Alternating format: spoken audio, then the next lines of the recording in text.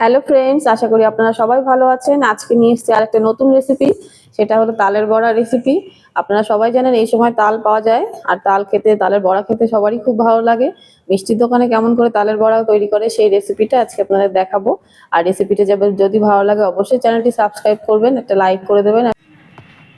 প্রথমেই তালটা কেমন করে ছাড়িয়ে নিতে হয় সেটা দেখাচ্ছি। তালের এই যে মুখের কাছে যে খোলাগুলো হয় সেটা ছাড়িয়ে নিতে হবে।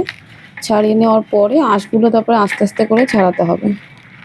তালটা একটু ছাড়াতেও সময় লাগে, এটা একটু আস্তে আস্তে করে ছাড়িয়ে নেবেন। সব খোলাগুলো এবার ছাড়িয়ে নিচ্ছি আস্তে আস্তে।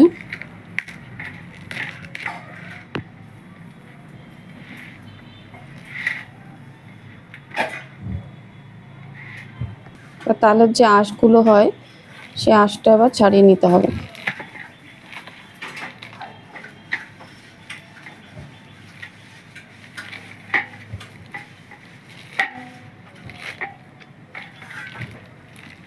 একটু শক্ত হয়, ওর জন্য ছাড়াতে একটু সময় লাগে। ধৈর্য ধরে একটু করতে হবে। তালের বড়া একটু ধৈর্য ধরেই করতে হয়, অনেক সময় লাগে সব কিছুতেই। দেখুন সুন্দর করে এবার ছাড়িয়ে নেওয়া হয়েছে তালটা, সব খোসাটা বেশ ছাড়িয়ে নিয়ে একদম পরিষ্কার করে নিয়েছি। আর তালের যে আটিগুলো হয় সেগুলো ভাগ করে নিয়ে এবার তালটা ঘষে নিতে হবে। তালটা এখানে একটা চালনির সাহায্যে ঘষে নিতে হবে, সেটা তার জন্য ভেতরে আঁশ টাশ কিছুই থাকবে না। চালনি দিয়ে ঘষলেই খুবই ভালো হয়। আর ঘষার সময় জল দেবেন না, জল দিলে পাতলা হয়ে গেলে সেটা খেতে ভালো হয় না। দিলেও অল্প করে দেবেন, খুব বেশি জল দেবেন না। দেখুন এখানে তালটা কাতটা তৈরি করা হয়ে গেছে। এর মধ্যে চিনি দেওয়া হচ্ছে। চিনি আছে স্বাদ মতো, আপনারা যেমন মিষ্টি পছন্দ করেন সেরকমই দেবেন। এখানে 3টে তাল করে নেওয়া হয়েছে। আবার দিয়ে দেওয়া হচ্ছে মৌরি। মৌরিটা দিলে গন্ধটা খুব সুন্দর হয়, খেতেও বেশ ভালো লাগে।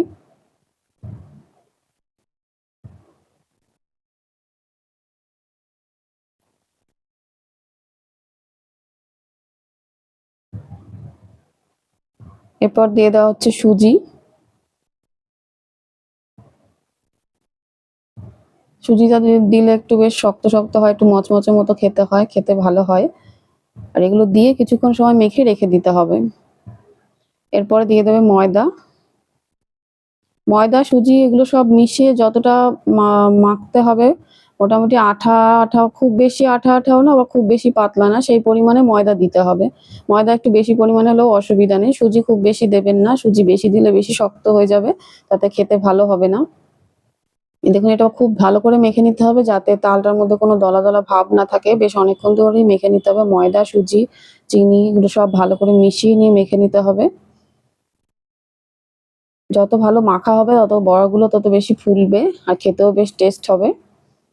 দেখুন খুব সুন্দর করে মেখে নিচ্ছে। আর একটু বেশি একটু ময়দা লাগবে, তাই জন্য একটু ময়দা দিল।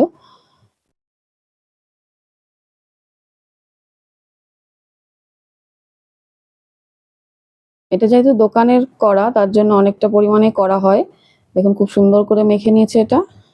এটা বেশ এরকমই মাখা হবে, এর চেয়ে পাতলাও করবেন না, এর চেয়ে বেশি আঠাও করবেন না।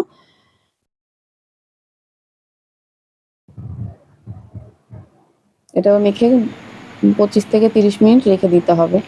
এখানে তেলটা গরম করে নিতে হবে। গরম করে এবার একটা একটা করে হাতের সাহায্যে বড়াগুলো ছেড়ে দিতে হবে। হালকা হালকা করে নেড়ে দিতে হবে। নেড়ে দিয়ে লালচে করে ভেজে তুলে নিতে হবে। এখানে দোকানের কাকু অল্প অল্প করে ভেজে নিচ্ছে, একা একাই করছেন উনি। একবার দেওয়া হয়েছে, এবার আরও যতগুলো আছে ততগুলো করে নেবেন। দেখুন দোকানের কাকু ভাজছে, উনি ভালোই ভাজেন আর অনেক মিষ্টিও তৈরি করেন, ভালো টেস্ট হয়।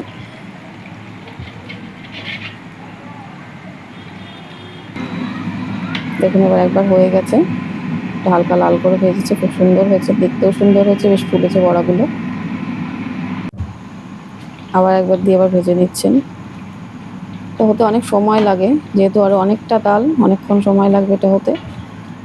তো আপনাদের যদি ভিডিও ভালো লাগে অবশ্যই চ্যানেলটি সাবস্ক্রাইব করবেন, একটা লাইক করে দেবেন আর শেয়ার করবেন।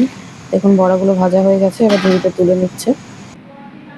দেখুন এত অনেকগুলো বড়া হয়েছে এখানে। ভিডিওটি কেমন লাগলো অবশ্যই কমেন্ট করে জানাবেন।